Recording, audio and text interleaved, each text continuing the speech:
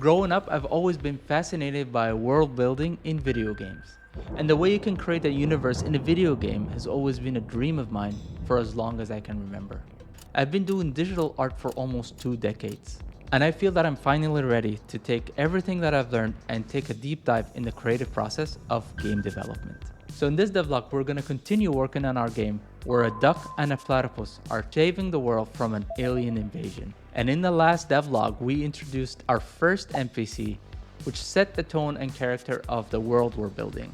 We're going for a darker style with a huge emphasis on light and shadow. But before we start, I have a small favor to ask. Did you know that 80% of people that watch this channel are not subscribed? And if you enjoyed any of our videos, please consider hitting the subscribe button. Your support means the world to us and it will help this channel more than you know. Thank you, and let's get back to the episode. To get things moving, we've created our sprites and a few assets. And now it's time to bring everything into our game engine.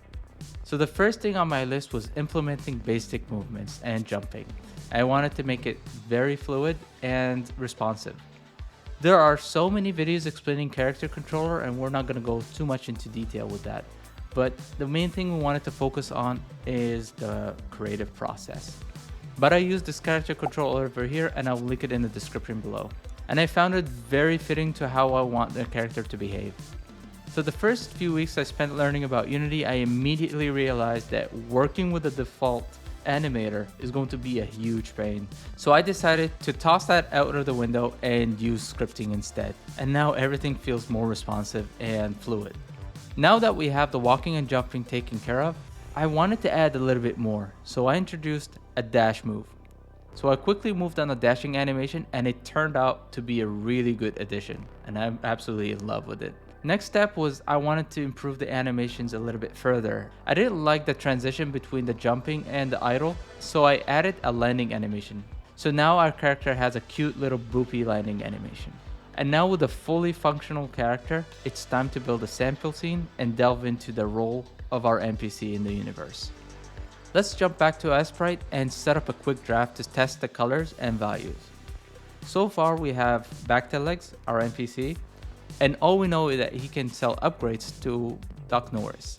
But as we know, dealing with aliens is not always a one-way street and everything has consequences. So my vision is to have a system where if you choose to accept an upgrade, in return you have to accept the curse. And the game will be a roguelite where if you die you have to restart everything. And with that in mind, you have the option to decline the God's blessing, but you also have to decline the upgrades. So remember, there's a big trade-off. Do you want an easier start or an easier later stage? And it's a decision that I think will keep the players engaged right from the beginning. So I'm making sure that my code can allow for all of that as well. I haven't fleshed out the full game theory yet, but it's just a starting point for now. And I'm excited to see how it evolves next. And now let me introduce you to our next god, the God of Wind. So you'll have to face him and his champions to earn their blessing. After you defeat him, you get all of your power back and then some. So you become significantly stronger, gaining a huge advantage. It's a high risk, high reward situation that will add depth to the gameplay. In the next videos, we're going to explore more gods and flesh out the ideas even further.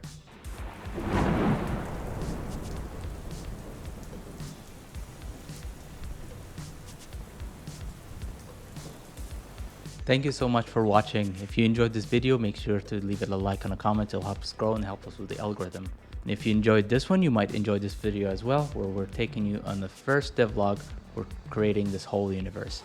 Just remember, take it one day at a time, and I'll see you in the next video.